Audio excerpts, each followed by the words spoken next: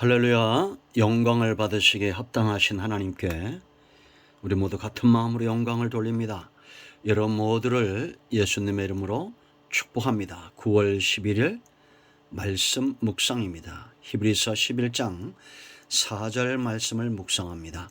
성전에 나가 예배하시고 이 말씀은 전도용으로 우리가 전할 수 있습니다. 먼저 기도하겠습니다. 영광을 받으시기에 합당하신 유일하신 하나님께 온 마음으로 하나님을 경배하며 예배하며 영광을 돌리며 찬송을 드립니다. 감사함으로 하나님께 나아갑니다. 우리 주님의 이름을 의지하고 주의 보혈을 의지하여 싸우니 우리의 모든 죄와 허물을 사하시고 예배 가운데 홀로 영광을 받으시옵소서. 주의 백성들을 신원하시고 회복시켜 하나님이 기뻐하는 삶 가운데 세우시기를 원합니다. 노아의 때와 같은 시대가 우리 눈앞에 도래했습니다. 눈이 열리고 귀가 열려지게 하시고 믿음이 견고하게 서서 다시 오실 주님을 소망하고 흠모하며 거룩한 신부로 구별되게 하옵소서. 종을 낮추시고 겸손하게 하시고 말씀의 통로만 되기를 원합니다. 우리 큰나무교회와 이곳에 있으면 땅끝에 있는 모든 주의 이름으로 모이는 곳에 하나님의 말씀과 능력이 임하고 복음과 말씀과 구속의 역사의 통로가 되는 하나님 나라 대사의 사명을 감당하는 주의 백성들 되게 하옵소서. 오늘도 말씀하실 하나님을 기다립니다. 사모합니다. 예수님의 이름으로 사모하며 기도합니다. 아멘. 자, 4절 말씀을 읽겠습니다. 믿음으로 아벨은 가인보다 더 나은 제사를 하나님께 드림으로 의로운 자라 하시는 증거를 얻었으니 하나님이 그 예물에 대하여 증언하심이라. 그가 죽었으나 그 믿음으로써 지금도 말하느니라. 아멘. 저와 여러분 믿음의 경주를 잘 감당하고 우리가 있는 곳에서 하나님이 기뻐하시는 우리에게 당한 피할 수 없는 믿음의 경주를 잘 달려가고 있다고 확신합니다. 여러분 때로 넘어지나 낙심하지 마십시오. 일어나시길 바랍니다. 두려워하지 마세요. 잘 달리는 사람은 많이 넘어졌던 자들입니다. 아무것도 하지 않으면 실패도 없죠. 믿음으로 도전하시고 넘어지고 많이 넘어지고 다시 일어나시길 바랍니다. 그래야 최적화된 믿음의 경주라는 축구 선수와 야구 선수, 수영 선수가 다르죠. 그 종목에 최적화된 몸을 만드는 사람이 승리합니다. 우리는 믿음의 경주를 감당하기 위해서 믿음의 사람으로 최적화된 그런 영과 육을 소유한 훈련된 선수들, 병사들이 되어야 될 줄로 믿습니다. 이제 11장에 이렇게 믿음의 경주를 잘 달렸던 축구선수 손흥민 같은 믿음의 선수들의 이야기가 있습니다. 우리는 그들을 롤모델 삼을 겁니다. 성공한 사람들의 말 한마디, 그들의 행동, 그들의 삶의 원칙이나 규칙이나 이러한 것들이 얼마나 이슈가 됩니까? 맨유의 전설적인 감독이었던 퍼거슨 감독, 그가 씹었던 껌이 50억 넘게 낙찰되었습니다. 경매에서. 참 대단하죠? 여러분 축구 감독도 그러하건대 믿음의 경주를 잘 감당한 사람에게는 어떤 복이 있는지 아세요? 관심 없는 사람들 많죠. 축구에 관심 없는 사람, 야구에 관심 없는 사람들은 둘째치고라도 믿음에 관심이 있다는 것 자체가 복입니다. 그들이 받을 상급은 어떤 것입니까? 여러분 오늘 말씀 보세요. 믿음의 선진들을 이야기하면서 가장 먼저 아벨을 이야기합니다. 우리는 축구 선수들이 손흥민 보면서 가슴이 뛰듯이 우리는 아벨을 보면서 가슴이 뛴 적이 있는가를 생각해 봐야 됩니다. 여러분, 믿음의 경주 첫 번째 주자로 지금 언급하고 있는 이 아벨, 여러분 어떻습니까? 수많은 사람들에게 지금도 말하고 있는 이 아벨의 신앙. 4장 하반절 보세요. 그는 죽었지만 믿음으로써 지금도 말한다라고 말합니다. 히브리서 기자가 쓰고 나서 지금까지 2000년의 세월이 지나면서 수많은 사람들에게 도전을 주고 롤모델이 되었던 영적인 코치 아벨, 그가 받은 상급을 보세요. 하나님이 칭찬하시고 하나님이 인정하셨다는 겁니다. 의로운 자라, 하나님께 드림으로 의로운 자라 증거를 얻었고 하나님이 그 예물에 대하여 증언하신다라는 겁니다. 여러분, 아벨은 제사가 그 형 가인과 달랐습니다. 이건 뭘 이야기합니까? 하나님께서 기뻐하는 제사, 나는 하나님 중심으로 삽니다, 하나님이 기뻐하는 삶을 삽니다 라고 고백하는 사람도 있습니다. 그렇다면 예배가 가장 우선순위에 있고 하나님이 기뻐하는 예배를 드리는지 생각을 해봐야 됩니다. 하나님을 사랑하는 자, 하나님의 뜻대로 살고자 하는 자, 하나님이 기뻐하는 대로 기도하는 자는 예배를 가장 우선순위에 두게 되어 있습니다. 여러분, 우리는 하나님이 너 의롭다, 하나님이 증언하는 욥 같은 사람, 아벨 같은 존재가 되어야 됩니다. 자, 그러면 아벨의 예배에 대해서 우리가 살펴봐야 됩니다. 가인보다 더 나은 제사를 드렸다라고 말하는데 지금도 제가 말씀드렸죠. 가인의 길을 걷는 자들이 있습니다. 아벨의 길을 걷는 자들이 있어요. 성경에도 이 두 라인이라고 제가 말씀드렸습니다. 아벨, 노아, 아브라함, 이삭, 야곱, 이 라인들이 있습니다. 믿는 자는 반드시 하나님 우선, 예배 우선의 삶을 살게 되어 있어요.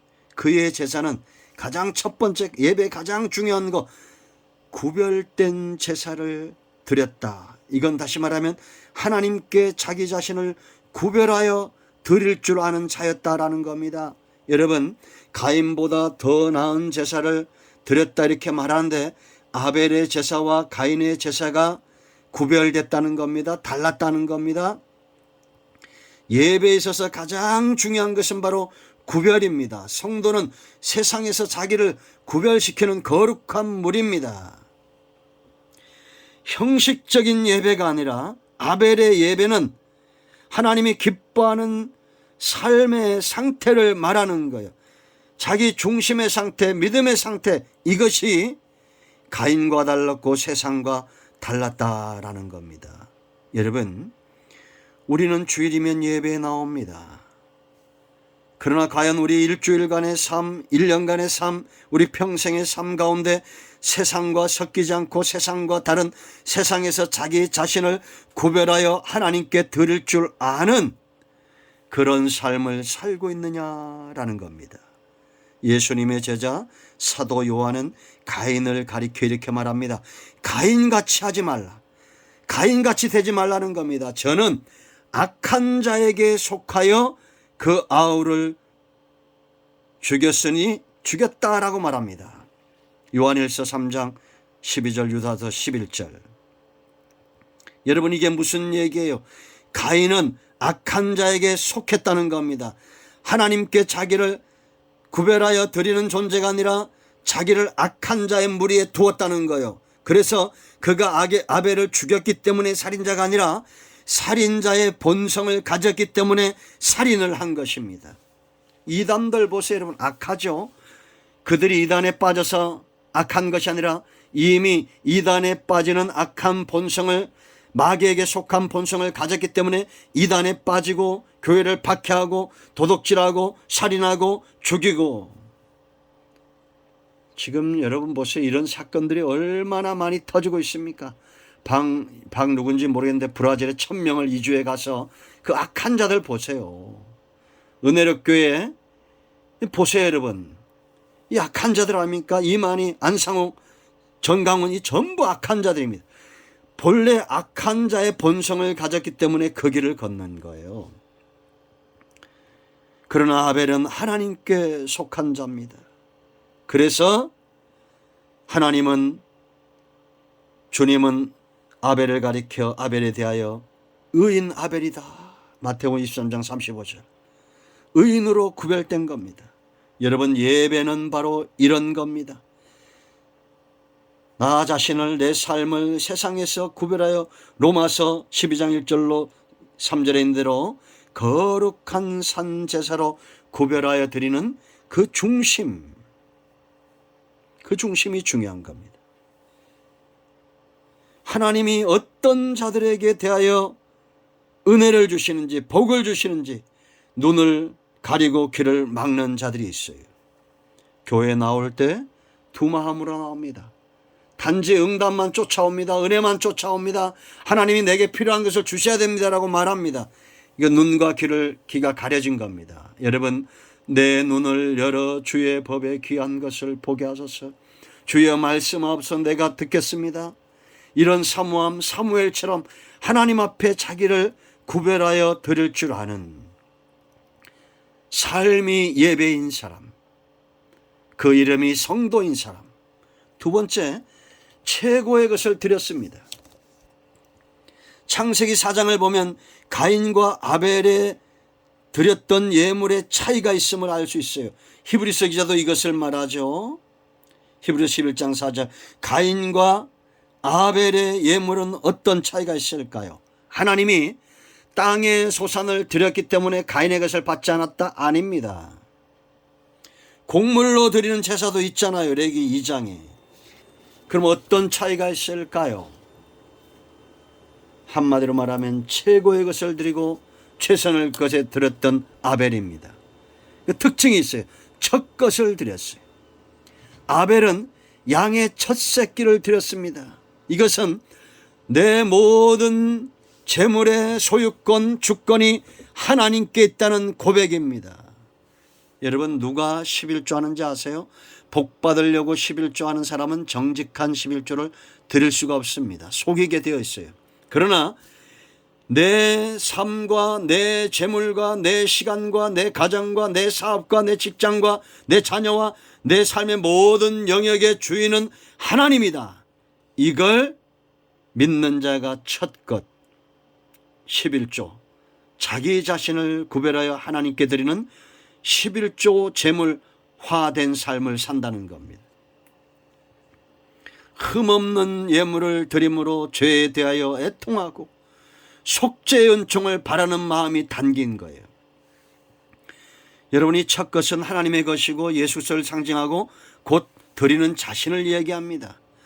그러므로 내가 구약시대나 지금이나 구약시대를 예를 들면 벼는 것, 병든 것, 저는 것, 온전치 못한 예물, 온전치 못한 11조, 말라기에 나오죠. 드리는 것은 자기 자신이 꼭 그 재물과 같다는 자기 자신을 하나님 앞에 그 부끄러움을 드러내는 겁니다.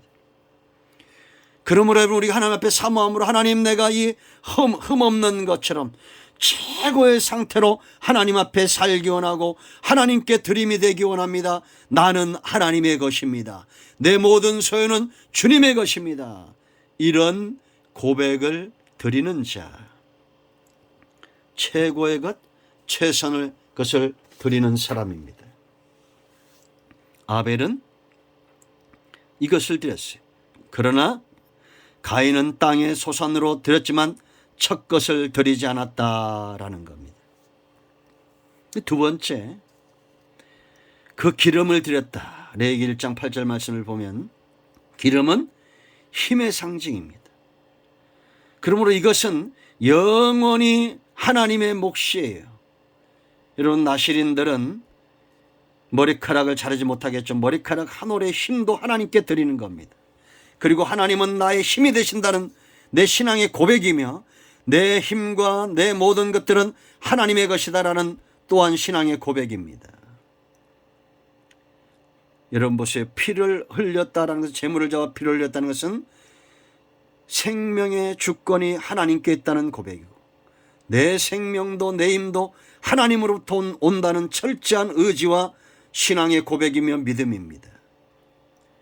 피 흘림이 없이는 제사함이 없다고 말하죠. 그래서 아벨은 양의 피를 흘림으로 자기 자신을 하나님 앞에 속지 않은 최고의 제사를 드린 거예요. 그래서 여러분 지금도 최고의 제물은 죄를 애통해하고 죄의 허물을 애통해하며 주의 보혈을 의지하고 하나님 앞에 나아가는 자가 최고의 예배, 최선의 예배, 하나님이 기뻐하는 예배를 드리는 것입니다. 여러분 자신을 하나님 앞에 구별된 11조 가장 좋은 상태로 하나님 앞에 드리기를 힘쓰세요. 세 번째 아벨의 제사는 어떤 제사냐? 예배를 위하여 준비되는 삶을 사는 겁니다. 여러분, 아까도 제가 말씀드렸죠. 제물은 어린 양 대신 예수님과 예배를 드리는 죄진 본인 죄주를 가리킨다. 그래서 예수님이 이 땅에 죄인들의 대표로 오신 겁니다. 흠없는 어린 양으로 오신 거예요. 그러므로 제물을 준비하는 것은 하나님 앞에서 자기를 준비시키는 삶을 살았다는 겁니다. 여러분 생각을 해보세요. 아벨 당시에는 육식이 허용되었어요, 안 되었어요? 허용이 안 되었습니다. 육식이 허용된 것은 창세기 9장 3절 노아의 때부터예요. 그러니까 아벨은 자기 육적인 삶에 전혀 이롭지 못한 삶을 일주일 동안 최선을 다해서 준비하고 하나님 앞에 나오는 그런 자였다라는 겁니다. 여러분, 우리는 직장 중심이 아니라 예배 중심, 사람 중심이 아니라 하나님 중심, 내 자녀, 내 가정 중심이 아니라 말씀 중심, 하나님을 예배하는 중심으로 사는 자가 복을 받는다. 믿습니까? 그러므로 여러분 눈이 열리기를 축원드립니다. 무엇을 먹을까, 무엇을 입을까 걱정과 염려와 근심 가운데 빠지지 마세요. 하나님께서 원하시는 삶을 살고자 준비해야 됩니다. 예배는 주일만 준비하는 게 아니에요. 월요일부터 최선을 다해서 예배 준비를 하고 주일이면 영육이 가장 완벽한 상태로 하나님 앞에 나아가기를 기뻐하는 그런 삶을 살아야 됩니다. 예를 들면 이런 거요. 연봉을 1억 받습니다. 그러면 내가 성전을 떠나 멀리 가야 됩니다. 근데 연봉이 절반 5천만 원밖에 안 돼요. 그래도 예배 중심으로 살고자 하는 자들, 물론 5천만도 많습니다. 하나님은 반드시 그들을 복되게 할 것이고 이들의 간증은 너무 많습니다. 왜 그러면 사람들이 이렇게 믿음에서 떠나 세상에 속하고 하나님이 아닌 예배 중심이 아닌 세상 중심으로 살까요? 연약하기 때문입니다. 아벨처럼 믿음의 담력을 가진 자가 돼야 돼요. 이 믿음은 그래서 성장하는 것입니다. 어느 날 갑자기 아벨에게 이런 믿음이 생긴 게 아니에요. 어느 날 갑자기 가인에게 이런 악한 마음이 생긴 게 아닙니다. 아시겠습니까? 점점 더 하나님 앞에 살아가면서 가인은 땅에 속한 자로 살다 보니까 이제는 아벨을 죽일 만큼 혈기와 분노가 찬 자가 되었고, 그러나 아벨은 어린 양을 키워도 자기에게 덕이 안 되지만 하나님 중심으로, 예배 중심으로, 재물 중심으로 자기를 구별하는 삶을 살다 보니 의로운 자가 된 겁니다. 하나님이 인정하시는, 기꺼이 자기 자신이 죽더라도 하나님께 드림이 되는 이런 삶을 그가 살았다라는 것입니다. 신앙은 눈이 열리는 것, 귀가 열리는 것, 점점 더 밝히 열려져서 믿음에 서는 겁니다.